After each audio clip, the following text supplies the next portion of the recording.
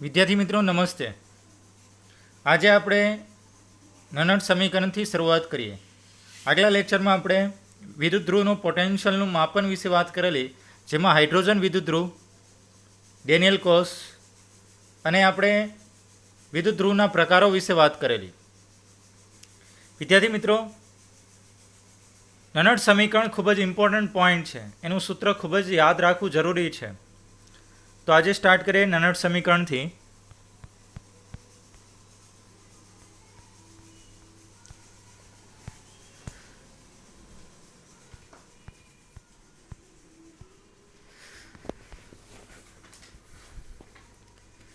આપણે આગળના વિભાગમાં એમ ધાર્યું હતું કે વિદ્યુત ધ્રુવ પ્રક્રિયામાં સમાવિષ્ટ સ્પીસીસની સાંદ્રતા 1 છે.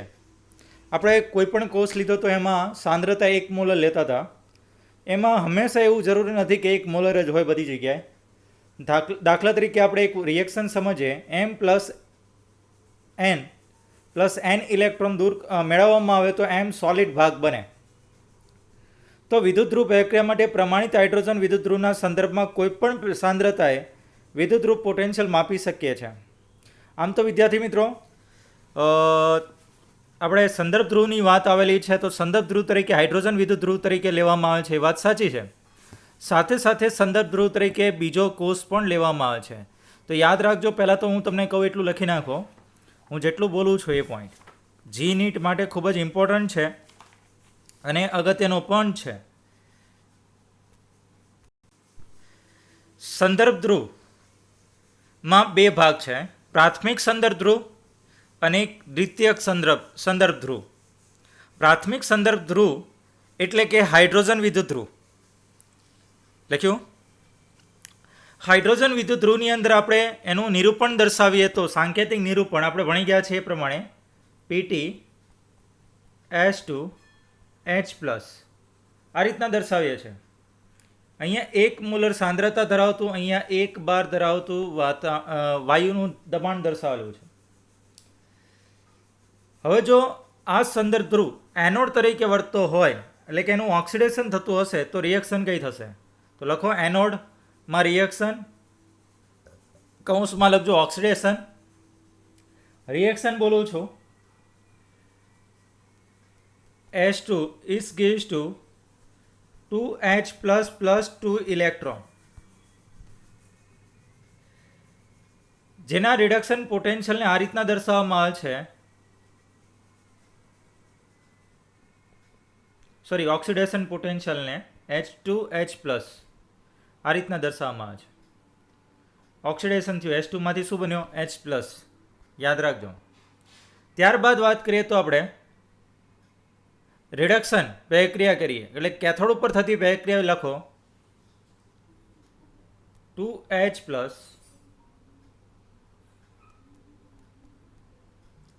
2 electron is gives to S2. Reversible છે. આના રિડક્શન પોટેન્શિયલને દર્શાવેલું ઓક્સિડેશન પોટેન્શિયલ હતો, આ રિડક્શન પોટેન્શિયલ ઉપર આધારિત છે.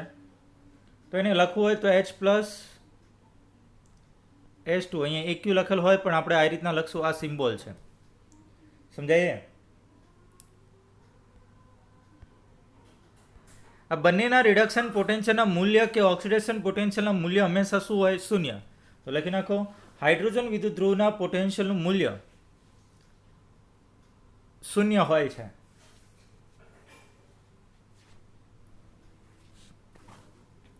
પછીનો પોઈન્ટ લખો, જો સંદર્ભ ધ્રુવમાં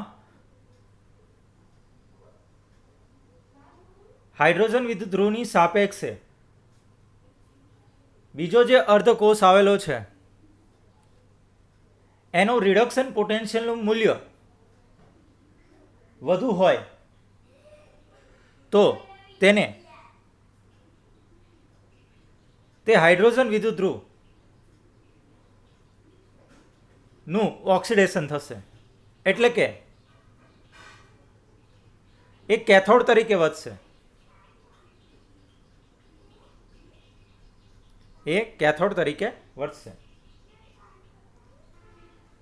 બીજો પોઈન્ટ લખો, જો હાઇડ્રોજનની સાપેક્ષ રહેલો બીજો વિદ્યુત ધ્રુવનું રિડક્શન પોટેન્શિયલનું મૂલ્ય નીચું હશે એટલે કે ઓક્સિડેશન પોટેન્શિયલનું મૂલ્ય ઊંચું હશે તો હાઇડ્રોજન વિદ્યુત ધ્રુવનું રિડક્શન થશે એટલે કે એ કેથોડ તરીકે વર્તે. આ ખૂબ જ અગત્યનો પોઈન્ટ છે. મેં તમને કીધું રિડક્શન પોટેન્શિયલનું મૂલ્ય છે વિદ્યાર્થી મિત્રો, જો વધુ હશે એનું રિડક્શન થશે, જેનું ઓછું હશે એનું ઓક્સિડેશન થશે. એક ઉદાહરણ તરીકે હું સેલ દર્શાવું છું, બરાબર. ન ખબર પડે તો ઉદાહરણ પણ લખી નાખજો, ખાસ ધ્યાનમાં રાખજો. પીટી સાંકેતિક નિરૂપણ દર્શાવું છું H+. ક્ષાર સેતુ જોડેલ છે. અહીંયા સમજો એક બાર છે, અહીંયા 1 મોલર સાંદ્રતા છે, એ લખવું જરૂરી છે. આ એનોડ તરીકે વર્તે તો કોપર +2 Cu આ પોઝિટિવ, એનોડ તરીકે ના કેથોડ તરીકે કોપર વર્તે. આ કોપર છે, કદાચ કોઈને સરખું ન દેખાણું હોય તો ફરીથી લખી નાખીએ Cu+2 અહીંયા Cu. તો અહીંયા તમે જોશો કોપરનો રિડક્શન પોટેન્શિયલનું મૂલ્ય કેટલું છે 0.34. મેં તમને યાદ રાખવાનું કીધું હતું 0.34 વોલ્ટ, અને આનું કેટલું છે 0. તો મેં તમને હંમેશા એ વાત કીધી હતી કે 0.34 વોલ્ટ છે એ રિડક્શન પોટેન્શિયલ મૂલ્ય 0 કરતાં વધુ છે. તો જેનો રિડક્શન પોટેન્શિયલ વધુ તે કેથોડ તરીકે વર્તે, અને એ હંમેશા જમણી બાજુ લખાય, યાદ રાખજો. સાંકેતિક નિરૂપણમાં જમણી બાજુ હશે એ ભાગ શું હશે? કેથોડ, અને એનું શું થતું હશે? રિડક્શન. આ પોઈન્ટ અગત્યનો છે. અને ડાબી બાજુ છે સાંકેતિક નિરૂપણમાં એ હાઇડ્રોજન વિદ્યુત ધ્રુવ છે, એનું ઓક્સિડેશન થાય છે અને એનોડ તરીકે વર્તે છે. ખ્યાલ આવી ગયો વિદ્યાર્થી મિત્રો?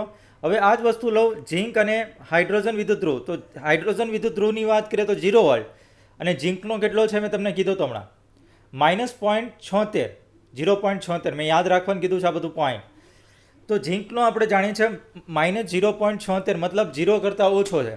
તો ઝીંકનું શું થશે? ઓક્સિડેશન. તો એને સેલમાં લખીએ તો આ રીતના લખી શકાય, Zn+2 ક્ષાર સેતુ H+S2 અને PT. અહીંયા જે પણ અવસ્થા છે, જેટલી સાંદ્રતા છે, એ બધું લખેલું જ છે, સમજી લેજો. અહીંયા પોઝિટિવ ચાર્જ એનોડ તરીકે વર્તે, કેથોડ તરીકે, અને આ એનોડ તરીકે વર્તે. તો આનો 0 વોલ્ટ છે, આનો કેટલો છે? -0.76. આમાંથી વધુ કયો થયો? આ. તો એનું શું થશે? રિડક્શન. જેનું રિડક્શન પોટેન્શિયલ વધુ તેનું રિડક્શન થશે અને કેથોડ તરીકે વર્તે. યાદ રાખજો, વિદ્યુત રાસાયણિક કોષમાં કયા તરીકે વર્તે? કેથોડ તરીકે. તો આ પોઈન્ટ અગત્યનો છે.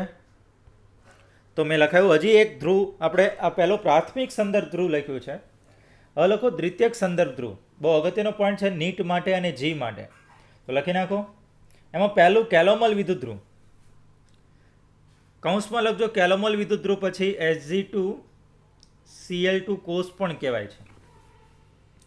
તો એનું નિરૂપણ દર્શાવીએ કોષનું, તો PT Hg મર્ક્યુરસ ડાયક્લોરાઇડ, અહીંયા એકવાયસ લખજો, નહીં સોરી, અહીંયા સોલિડ લખજો, અહીંયા સોલિડ લખજો, અહીંયા KCl એકવાયસ. તો આ રીતના દર્શાવવામાં આવે છે. જેમ હાઇડ્રોજન વિદ્યુત ધ્રુવમાં PtH2 H+ દર્શાવવામાં આવતું, તો એવી રીતના આનું નિરૂપણ કેવું છે? PT/Hg-Sg2Cl2. આનો એમાલ્ગમ છે સોલિડ સ્વરૂપમાં, અને KClના દ્રાવણમાં છે, મિક્સ કરેલ છે, યાદ રાખજો. હવે વાત કરીએ કેથોડ ઉપર થતી પ્રક્રિયા શું હશે? તો લખી નાખો. કેથોડ ઉપર થતી પ્રક્રિયા 1/2 Hg2Cl2 solid plus electron is gives to Hg plus Cl minus aqueous. ત્યારબાદ એનોડ તરીકે વર્તતો હોય, આ કેથોડ તરીકે, એટલે હું પોઝિટિવ લખું છું. એનોડ તરીકે વર્તતો હોય તો Hg પ્લસ Cl માઇનસ, અહીં Hg છે એની સાથે Cl માઇનસ પ્રક્રિયા કરે એક્વાયસ દ્રાવણ, તો આપણને મળશે 1/2 Hg2Cl2. Plus electron. તો વિદ્યાર્થી મિત્રો, આ બંનેનો સરવાળો કરો એટલે ટોટલ રાસાયણિક પ્રક્રિયા મળી શકે. બરાબર. તો આપણે આ ઉડાડી દઈશું. જે ઉડતું હશે એ Hg ઉડી જશે તો Hg 1/2 HgCl2 બાય 1/2 HgCl2 જ મળે. તો આ કોષમાં ધ્યાનમાં રાખજો, જે બને છે એ પાછો મળે છે. બરાબર. લખવાની જરૂર નથી, ખાલી આપણે કેથોડ અને એનોડ જ બતાવવાના છે. ત્યારબાદ વાત કરીએ બીજો દ્વિતીયક સંદર્ભ ધ્રુવ તરીકે સિલ્વર ક્લોરાઇડ વિદ્યુત ધ્રુવ લખો. 2 નંબર કરીને સિલ્વર ક્લોરાઇડ વિદ્યુત ધ્રુવ. એનું સાંકેતિક નિરૂપણ લખીએ આપણે. Pt/HgCl સોલિડ સ્વરૂપમાં KCl એક્વાયસ ફોર્મમાં EQ છે એક્વાયસ દ્રાવ્ય. તો આ સાંકેતિક નિરૂપણ થયું, લખી નાખજો. હવે કેથોડ તરીકે વાત કરીએ તો AgCl solid plus electron is gives to Ag plus Cl minus અને અહીંયા શું થશે aqueous. આ સોલિડ સ્વરૂપમાં મળશે. આ Ag પ્લસ Ag મળે છે એને Cl માઇનસ સાથે પ્રક્રિયા કરતા AgCl પ્લસ ઇલેક્ટ્રોન મળે છે. આ કેથોડ તરીકે આ એનોડ તરીકે વધશે અને આ કેથોડ તરીકે. સમજાય છે? તો આ થઈ સંદર્ભ ધ્રુવમાં દ્વિતીયક સંદર્ભ ધ્રુવ. તો યાદ રાખજો, આપણે હાઇડ્રોજન વિદ્યુત ધ્રુવ ચોપડીમાં આપેલ છે, પણ નીટ જીની અંદર ઘણી વખત કેલોમલ વિદ્યુત ધ્રુવ અને સિલ્વર ક્લોરાઇડ વિદ્યુત ધ્રુવ વિશે પણ પૂછી નાખે છે. આ ઉપરાંત પણ છે ઘણી બધી વિદ્યુત ધ્રુવ પોટેન્શિયલ છે, પરંતુ આપણે એની ચર્ચા કરશું નહીં. અત્યારે આપણે આ 3ની વાત છે જે પૂછવાની શક્યતા વધુ છે એટલા માટે. ચલો એના પછી વાત કરીએ આપણે વિદ્યુત રાસાયણિક ધ્રુવની અંદર વાત કરી હતી આપણે. હવે નનટ સમીકરણની વાત કરીએ. પહેલાં તો સાંકેતિક નિરૂપણ વિશે પણ વાત કરો. સાંકેતિક નિરૂપણ આપણે કર્યું નથી, છતાં આપણે કહી લઈએ. દાખલા તરીકે ડેનિયલ કોષની વાત કરીએ. ડેનિયલ કોષની અંદર અહીંયા CuSO4ના દ્રાવણમાં કોપરની પટ્ટી ડૂબાડેલી, અહીંયા ZnSO4ના દ્રાવણમાં ઝીંકની પટ્ટી ડૂબાડેલી. બરાબર. આ ઝીંક છે, અહીંયા પાણી ઓલરેડી ZnSO4નું સોલ્યુશન છે. આ શું છે? કોપર. આ બંનેને કોઈ ગેલ્વેનોમીટર એમીટર દ્વારા જોડેલું છે. ક્ષાર સેતુ મારફતે આ બંને પાત્રને જોડવામાં આવ્યું છે.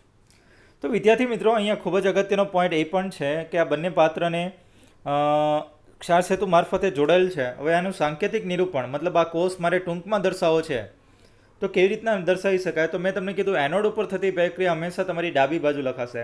એનોડ ઉપર શું થાય છે? Znમાંથી શું બને છે? Znમાંથી શું બને છે? Zn+2 2 ઇલેક્ટ્રોન અને કોપર +2 કેથોડ ઉપર થતી પ્રક્રિયા 2 ઇલેક્ટ્રોન મેળવે છે અને શું બને છે? કોપર. તો આને લખાશે સાંકેતિક નિરૂપણમાં Znમાંથી Zn+2 એનોડમાં બને છે એટલે નેગેટિવ ચાર્જ. ક્ષાર સેતુ છે એટલે ડબલ લાઇન, ક્ષાર સેતુ ન હોય તો સિંગલ લાઇન. Cu+2 કેથોડ ઉપર થતી પ્રક્રિયા Cu+2માંથી શું બને છે? Cu.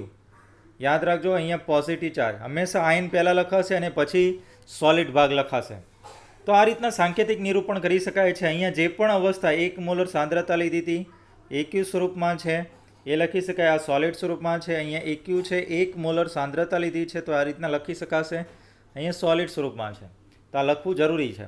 તો આ થયું સાંકેતિક નિરૂપણ. ઘણી વખત પૂછાય છે કે આ કોષનું સાંકેતિક નિરૂપણ કયું હશે, અથવા કોષ આપેલ હોય અને તમને એમ કીધું કે આની રેડોક્સ પ્રક્રિયા કઈ છે, રિડક્શન પ્રક્રિયા કઈ છે, ઓક્સિડેશન પ્રક્રિયા કઈ છે, તો તમે ઇઝી રીતના એનોડ ઉપર થતી હોય હંમેશા પ્રક્રિયા ઓક્સિડેશન યાદ રાખો.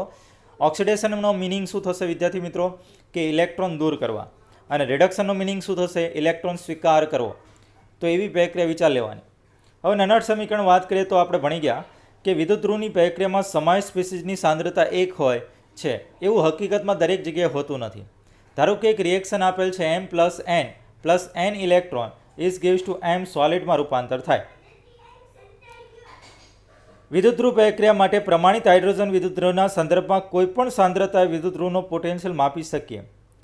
તો આપણે માપવા માટેનું એક સૂત્ર આપેલ છે. એણે કીધું કે ભાઈ કોઈ વિદ્યુતધ્રુવ પ્રક્રિયા માટે પ્રમાણિત હાઇડ્રોજન વિદ્યુતધ્રુવના સંદર્ભમાં કોઈપણ સાંદ્રતાએ, અત્યારે આપણે 1 મોલર જ લેતા હતા, પણ હવે જરૂર નથી કે 1 મોલર જ હોય, ગમે તે સાંદ્રતાએ નીચે મુજબના સૂત્ર દ્વારા પોટેન્શિયલ માપી શકાય છે. તો રિડક્શન પોટેન્શિયલ આપેલ છે E, અહીં m પ્લસ n ભાગ્યા m લખેલ છે. આનો મિનિંગ સમજો, m પ્લસ nમાંથી શેમાં રૂપાંતરિત થયું? mમાં. એટલે એનો મતલબ છે ઇલેક્ટ્રોન મેળવ્યો છે, તો રિડક્શન પોટેન્શિયલનું મૂલ્ય છે. યાદ રાખજો, આ નિશાની ખાસ જોવી જરૂરી છે. એના પછી વાત કરીએ E theta m plus n by m minus RT upon NF. કૌંસની અંદર આપણે એમ કહીશ કે ln નિપજની સાંદ્રતા છેદમાં પેક્રેકની સાંદ્રતા, નિપજની સાંદ્રતા એટલે m છેદમાં પેક્રેકની સાંદ્રતા એટલે m પ્લસ n લખી શકાય. તો યાદ રાખજો, ફરીથી બોલું છું, કોષનો પોટેન્શિયલ બરાબર પ્રમાણિત કોષનો potential minus RT upon NF ln m by m plus n. ln દૂર કરીએ એટલે શું લાગે? લોગ. લોગ. તો આને બીજી રીતના દર્શાવવું હોય તો આ રીતના દર્શાવી શકાય. E થીટા, અહીંયા હું નથી લખતો શોર્ટમાં, સમજી લેજો, m plus n by m છે, minus RT upon NF cross 2.303 પછી log into log m by m plus n મળશે. અહીંયા સમજાય જાય? તો વિદ્યાર્થી મિત્રો, એ તો ખ્યાલ આવી ગયો કે આ સૂત્ર યાદ રાખવું પડશે. અથવા આપણે એમ કહી શકાય, ધારો કે એમ કહી શકાય ધન પદાર્થની સાંદ્રતા m એકમ લઈએ અને તેથી આપણને મળશે આ રીતના. ધારો કે 1 એકમ લઈએ, ધન લઈએ, તો આપણે રિએક્શન બનાવીએ m પ્લસ n ભાગ્યા m બરાબર E theta m plus n ભાગ્યા m minus RT upon NF ln નિપજ આપણને મળ્યો નથી, સોરી, નિપજની સાંદ્રતા આપણને ખ્યાલ નથી, એની 1 એકમ લીધી છે. સોલિડની સાંદ્રતા કેટલી લીધી? 1 એકમ, એટલે 1 મૂકી દીધો આની જગ્યાએ, અને છેદમાં શું આવશે? m plus n. આ વસ્તુ કીધી એણે. ત્યારબાદ વાત કરીએ તો દાખલા તરીકે E થીટા mn પ્લસ, એટલે કે રિડક્શન પોટેન્શિયલનું પ્રમાણિત મૂલ્ય ની વ્યાખ્યાત કરી શક્યા છીએ કે R વાયુ અચળાંક 8.314 જૂલ પ્રતિ કેલ્વિન ઇન્ટુ મોલ છે. ફેરાડે અચળાંક આપણે જાણીએ છીએ 96,487 કુલમ પ્રતિ મોલ, પણ આપણે દાખલાની અંદર ગણતરીમાં મોટાભાગે શું લઈશું? 96,500. ટી તાપમાન કેલ્વિનમાં અને m પ્લસ n સ્પેસીસમાં m પ્લસ nની સાંદ્રતા છે. આગળ વાત કરીએ આપણે વિદ્યાર્થી મિત્રો, થોડુંક મોટું કરીશ. ડેનિયલ કોષમાં Cu+2 અને Zn+2 આયની આપેલા કોઈપણ સાંદ્રતા માટે વિદ્યુતધ્રુવ પોટેન્શિયલ માટે લખી શકાય. દાખલા તરીકે કેથોડ માટે આપણે કઈ ડેનિયલ કોષની રચના જોઈ હતી, એમાં સૌથી પહેલાં વાત કરીએ કેથોડમાં થતી પ્રક્રિયા શું હતી? કેથોડમાં થતી પ્રક્રિયા Cu+2 2 electron is gives to copper, લખતા હતા આ રીતના. તો આના માટે વિચારો, આ સેલ માટે, અર્ધકોષ માટે Cu+2 બાય Cu બરાબર પ્રમાણિત લખીએ E થીટાવાળું, Cu+2 by Cu minus RT upon n. n શું છે? જેટલા ઇલેક્ટ્રોનનું વહન થાય છે એને n કહેવાય, F ઇન્ટુ ln નિપજની સાંદ્રતા 1 મોલ લેવામાં આવે. કોપર સોલિડ સ્વરૂપમાં છે એટલે 1 જ હશે, ધારવામાં આવેલ છે. ત્યારે Cu+2 ની સાંદ્રતા અહીંયા લખવાની છેદમાં. તો આ સૂત્ર થઈ ગયું, આપણે એમ કહી શકાય. એક ખાસ ધ્યાનમાં રાખજો. એના પછીનો પોઈન્ટ લઈએ. બીજો point E Zn+2 by Zn બરાબર E theta Zn+2 by Zn minus RT upon NF ln 1 upon Zn+2. અહીંયા પ્રશ્ન થતો હશે, સાહેબ Zn+2 તો જમણી બાજુ આવે છે કે એનોડ ઉપર થતી પ્રક્રિયા, બરાબર, પણ આ એનોડ ઉપર ઓક્સિડેશન પ્રક્રિયાને આપણે શેનું શોધવું છે? રિડક્શન પોટેન્શિયલનું મૂલ્ય શોધવું છે. તો રિડક્શન પોટેન્શિયલ તો રિડક્શન થવું જરૂરી છે. તો રિડક્શન કરીએ આપણે, તો રિડક્શન Zn નું કરીએ. Zn+2 2 electron is gives to Zn. તો આ થશે સૂત્ર. તો આના 1 મોલ છે, આનું આપણે એમ કહી શકાય નીચે મૂક્યું છે. બસ આ જ સૂત્ર. તો એ સૂત્ર બંને લીધા છે. આ બંનેનો હવે તફાવત લીધો છે ને. ઈ સેલ બરાબર કેથોડ માઇનસ એનોડ આપણે ભણી ગયા છે. તો કેથોડ માઇનસ શું કર્યું? એનોડ. તો આ કિંમત માઇનસ શું કર્યું છે? આ કિંમત. તો ચેક કરીએ. હવે આમાં લખી નથી શકતો, મર્યાદા છે, એટલે હું તમને આમાં ડાયરેક્ટ બતાવું છું. હવે જો આ ECU+2 આ લખ્યું છે, માઇનસ RT આ લખ્યું છે, એની માઇનસ આ લખ્યું છે માઇનસ, કારણ કે માઇનસ છે ને. તો માઇનસ Zn+2 E થીટા લખ્યું. માઇનસ માઇનસ શું થઈ જાય? પ્લસ. તો આ વસ્તુ લખેલ છે. હવે આ કિંમત અને આ કિંમત પાસે પાસે લખવામાં આવે તો શું થાય? વિદ્યાર્થી મિત્રો, આ બંને પાસે લખીએ તો આનો મતલબ થઈ ગયો કેથોડ માઇનસ એનોડનો પ્રમાણિત પોટેન્શિયલ. તો એની જગ્યાએ E થીટા સેલ લખી શકાય. હવે ચેક કરો, માઇનસ RT NF બંનેમાંથી કોમન નીકળે છે. આ તો કોમન કાઢ્યું છે. તો 1/Cu+2 અને અહીંયા પ્લસ નિશાની છે, માઇનસ પણ કોમન કાઢતા આપણને શું મળે? માઇનસ અહીંયા થઈ જાય. હવે આ બંનેને ભેગું લખવું છે. Ln આપણે ભણી ગયા છે. Ln હોય એક Zn+2 છે, સોરી Cu+Ln એક Cu+2 છે અને માઇનસ Ln Zn+2. જ્યારે Ln હોય અને એમની વચ્ચે બાદબાકી હોય તો એક સાથે લખવું હોય તો શું કરી શકાય? ભાગાકાર. તો ઉપર Cu+2 અને છેદમાં શું આવશે? Zn+2. આ રીતના લખી શકાય. સમજાઈએ? તો વિદ્યાર્થી મિત્રો ખાસ ધ્યાનમાં રાખજો. અહીંયા સોરી મારી મિસ્ટેક છે. અહીંયા ઓલરેડી આપણે એમ કહી શકાય માઇનસ અંદર દાખલ કરેલું છે, તો આપણે માઇનસ RT/NF, તો આપણે એમ કહી શકાય અહીંયા કૌંસ કરવો પડે. જો આ Zn+2 છે, RT2F આ માઇનસ છે, માઇનસ બરોબર છે, એને કોમન કાઢ્યું. તો કોમન કાઢ્યું માઇનસ Ln 1/Zn+2. તો માઇનસ બરોબર છે. હવે Ln છે, બાદ બાકી કરીએ તો 1/Cu+2 છેદમાં 1/Zn+2. તો છેદનો છેદ ક્યાં આવી જાય? અંશમાં. એટલે Zn+2 ભાગ્યા Cu+2 જે દર્શાવ્યું છે. તો નનડ સમીકરણ આ છે. ખાસ ધ્યાનમાં રાખજો. E સેલ બરાબર E theta cell minus RT/NF, જ્યાં n બરાબર 2 લઈ શકાય છે, કારણ કે ઇલેક્ટ્રોનમાં બાહ્ય પરિપથમાં વહેતા ઇલેક્ટ્રોનની સંખ્યા કેટલી છે? 2 મોલ. તો 2 ફેરાડે લખ્યું છે. જો એ જોઈ શકાય છે કે E સેલ બંને Cu+2 અને Zn+2 આયનની સાંદ્રતા પર આધાર રાખે છે. તે Cu+2 આયનની સાંદ્રતામાં વધારા સાથે તથા Zn+2ના આયનોની સાંદ્રતામાં ઘટાડા સાથે વધે છે. તો આ ખાસ ધ્યાનમાં રાખજો કે એણે કીધું છે Cu+2 આયનની સાંદ્રતાના વધારા સાથે તથા Zn+2 આયનોની સાંદ્રતાના ઘટાડા સાથે શું થશે? E સેલ વધે છે. તો આ પોઈન્ટ ઇમ્પોર્ટન્ટ છે, ખૂબ જ IMP કહી શકાય આ પોઈન્ટ. તો આ ધ્યાનમાં રાખજો ખાસ. ત્યારબાદ વાત કરીએ વિદ્યાર્થી મિત્રો,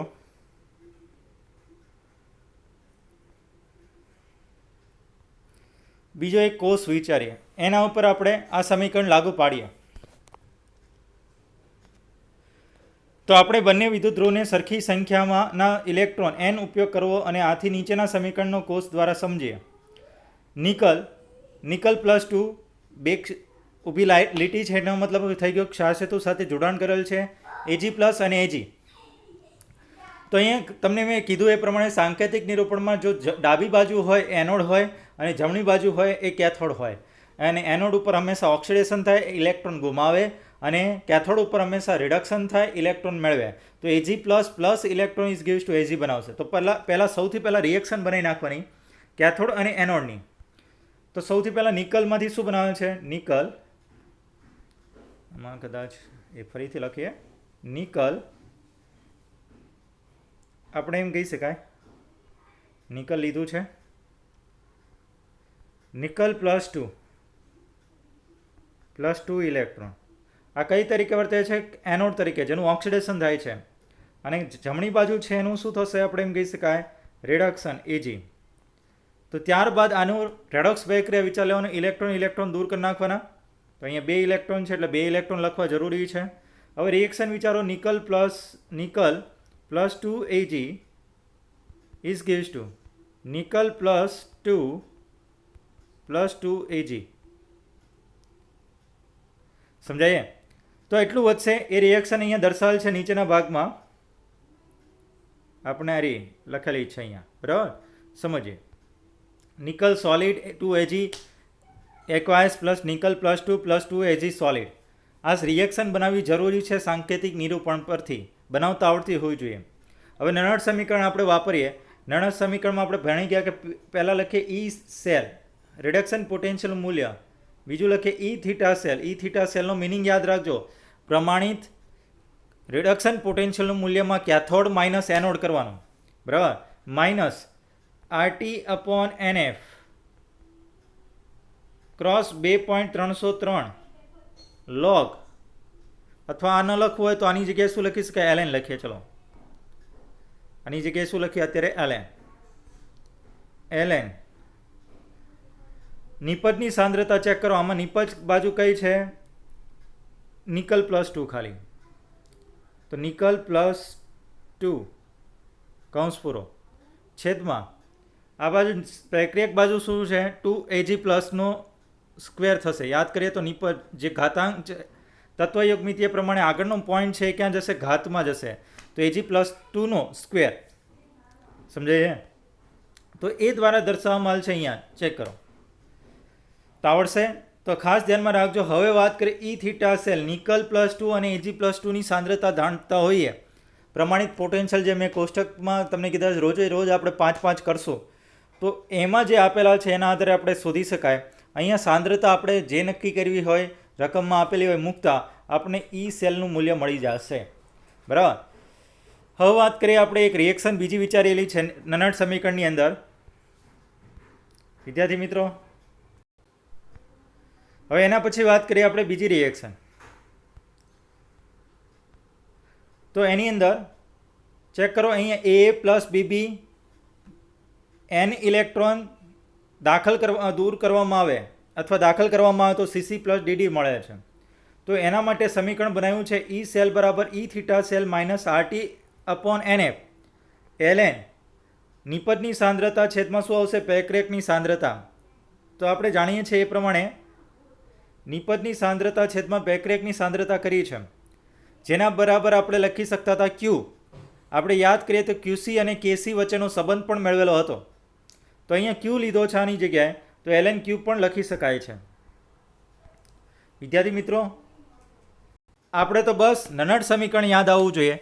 એક્ઝામની અંદર કદાચ નનટ સમીકરણનું તારવવાનું કે તો આપણે પહેલાં સૌથી પહેલાં મેં લખ્યું હતું કે નનટ સમીકરણમાંથી આપણે એમ કહી શકાય મેળવવું હોય તો સૌથી પહેલાં એક રિએક્શન વિચારવાની. M plus N plus N electron is gives to M. અહીંયા લખવાનું કે દરેક વખતે એક મોલર સાંદ્રતા હોય એવું જરૂરી નથી, અલગ અલગ પણ હોઈ શકે. ત્યારે પ્રમાણિત વિદ્યુતધ્રુવની સાપેક્ષ કોષનો પોટેન્શિયલ શોધવા માટે નનટ સમીકરણ તારવવામાં આવ્યું, જે નીચે મુજબ છે. ઈ થીટા ઈ સેલ બરાબર E theta cell minus RT upon NF LN. નિપજની સાંદ્રતા છેદમાં પેક્રિયકની સાંદ્રતા. આપણે યાદ કરીએ તો સંતુલનમાં હોય જો આ પ્રક્રિયા, તો નિપજની સાંદ્રતા છેદમાં પેક્રિયકની સાંદ્રતા બરાબર શું લખી શકાય? સંતુલન અચળાંક KC. યાદ આવે તો લખી શકાય આની જગ્યાએ. તો KC લખી શકાય સંતુલનમાં હોય ત્યારે. પરંતુ સંતુલનમાં હોય એનો મિનિંગ થઈ ગયો સાંદ્રતા એક સરખી હશે બંનેની. તો સંતુલને હંમેશા ઈ સેલ કેવો લેવામાં આવશે? 0. ઈ સેલનું મૂલ્ય હંમેશા શું થઈ જશે? 0. કારણ કે KC આવશે ત્યારે ઈ સેલ પ્રમાણિત કોષ પોટેન્શિયલમાં કોઈ રાસાયણિક પ્રક્રિયા થશે જ નહીં. જેટલા કણો ઇલેક્ટ્રોન મેળવે છે એટલા જ કણો જો ઇલેક્ટ્રોન ગુમાવતા હોય એટલે મતલબ આપણને કોઈ પ્રક્રિયા થતી જોવા મળતી નથી, એમનું સ્ટેબલ લાગે છે. પણ હકીકતમાં અંદર પ્રક્રિયા થતી હોય, સંતુલનમાં હોય, એટલા માટે ઈ સેલનું મૂલ્ય, બંને વચ્ચેનો તફાવતનું મૂલ્ય, કારણ કે જેટલો પોટેન્શિયલ છે આ બાજુ એટલો જ પોટેન્શિયલ બીજી અર્ધકોષમાં ઉત્પન્ન થતો હોય નેગેટિવ ચાર્જ સ્વરૂપમાં, તો બંનેનો તફાવત શું થઈ જાય? 0. સમજાય છે? તો આ પોઈન્ટ ખાસ અગત્યનો છે. તો અહીંયા નનટ સમીકરણ આપણે પૂરું કરીએ. હવે એના દાખલા આપણે જોઈશું. તો પહેલાં નનટ સમીકરણનું સૂત્ર વ્યવસ્થિત રીતે તૈયાર કરી નાખજો. આગલા સેશનમાં આનું ચર્ચા કરશું. આજે થોડીક આગળના 5 પોઈન્ટ આપણે લઈએ. મેં તમને કીધું હતું એ પ્રમાણે કે રોજ 5-5 કરશું. ગઈ વખતે આપણે F2ની ફરીથી વાત કરીએ, 2 ઇલેક્ટ્રોન સાથે પ્રક્રિયા કરવામાં આવે ત્યારે 2F માઇનસ બને ત્યારે રિડક્શન પોટેન્શિયલનું મૂલ્ય 2.87 લીધું હતું. ત્યારબાદ વાત કરીએ Cu+2 CO+3ની એક ઇલેક્ટ્રોન સાથે પ્રક્રિયા કરવામાં આવે ત્યારે CO+2 બને છે ત્યારે 1.81 રિડક્શન પોટેન્શિયલનું મૂલ્ય હતું. H2O2 + 2H + 2 ઇલેક્ટ્રોન સાથે પ્રક્રિયા કરવામાં આવે ત્યારે 2H2O અણુ બને છે ત્યારે 1.78 હતું. MnO4 - 8H+ 5 ઇલેક્ટ્રોન સાથે પ્રક્રિયા કરતા Mn+2 + 4H2O સાથે પ્રક્રિયા કરતા રિડક્શન પોટેન્શિયલનું મૂલ્ય 1.51 હતું. Au+3 3 ઇલેક્ટ્રોન સાથે પ્રક્રિયા કરીને ગોલ્ડ બને છે, Au બને છે, તેનું 1.4 રિડક્શન પોટેન્શિયલ મૂલ્ય 1.40 લીધું હતું. વિદ્યાર્થી મિત્રો, આગળના હવે 5 કરીએ તો Cl2 + 2 electron is gives two 2Cl- તો 1.36. આ ઇમ્પોર્ટન્ટ છે, યાદ રાખજો. ઘણી વખત NaCl છે, Clના રિડક્શન પોટેન્શિયલની જરૂર પડશે. 1.36. Cr2O7 - 2 + 14H+ + 6 ઇલેક્ટ્રોન સાથે પ્રક્રિયા કરવામાં આવે તે 2Cr+3 + 7H2O બને છે ત્યારે 1.33 રિડક્શન પોટેન્શિયલ મૂલ્ય છે. ત્યારબાદ વાત કરીએ MnO2 + 4H+, સોરી પહેલાં તો O2 વાળું લઈએ. O2 + 4H+ + 4 electron, O2 + 4H+ + 4 electron is gives to 2H2. આ ખૂબ જ ઇમ્પોર્ટન્ટ પોઈન્ટ છે જેનું રિડક્શન પોટેન્શિયલ મૂલ્ય 1.23 છે. ત્યારબાદ વાત કરીએ MnO2 + 4H+ + 2 electron is gives two Mn+2 + 2H2O. જો આ રિએક્શન બનતી હોય તો એનું પણ 1.23 છે. ત્યારબાદ વાત કરીએ Br2 + 2 electron is gives two 2Br- તો આપણને મળશે 1.09. તો આજે Cl2માંથી Cl- બનાવવાની વાત થાય એમાં યાદ રાખશું 1.36. Cr2O7 - 2માંથી Cr+3 એસિડિક માધ્યમમાં પ્રક્રિયા કરવાની થાય તો 1.33. O2માં એસિડિક માધ્યમમાં H2O બનાવવાની વાત થાય તો આપણે એમ કહી શકાય એનો રિડક્શન પોટેન્શિયલ 101.23 થાય છે. MnO2ની એસિડિક માધ્યમમાં Mn+2માં રૂપાંતર કરવાની વાત થાય તો એમાં પણ 1.23 અને Br2માંથી Br- બનાવવાની વાત થાય તો 1.09 રિડક્શન પોટેન્શિયલનું મૂલ્ય છે. વિદ્યાર્થી મિત્રો, આ યાદ રાખવા જરૂરી છે, તો ખાસ 10 આવડવા જોઈએ. હું ગમે ત્યારે ગમે તે દાખલો આપું, એક્ઝામની અંદર નક્કી નથી, કોઈ પણ રિએક્શન આપી શકે. તમને આ રિએક્શન તમને બનાવતા આવડતી હશે તો તમે રિડક્શન પોટેન્શિયલનું મૂલ્ય નક્કી કરી શકશો. તો બસ એટલે સુધી રાખીએ. આગળના સેશનમાં આપણે નરળ સમીકરણના દાખલા જોઈશું.